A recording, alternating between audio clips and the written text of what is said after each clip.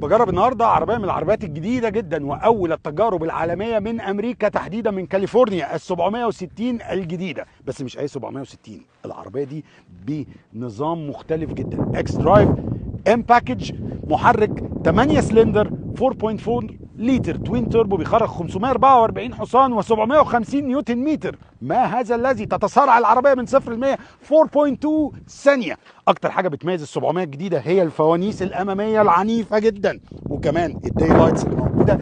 اما لو عايز تعرف ان العربيه دي اي 7 وهي النسخه الكهرباء، فانت هتلاقي الفرونت جريل او الشبكه الاماميه بتنور كمان، وهتكلمكم عليها بعدين. اكتر حاجه بتميز هنا كمان لما تيجي تبص عليها هو الجنط ال 21 255 40 بالاطارات البيريلي البي زيرو. اما التو تون والابواب السحريه اللي مجرد ما هتعمل كده، افتح يا سيد، افتح يا سيدي، افتح، عيب طب كده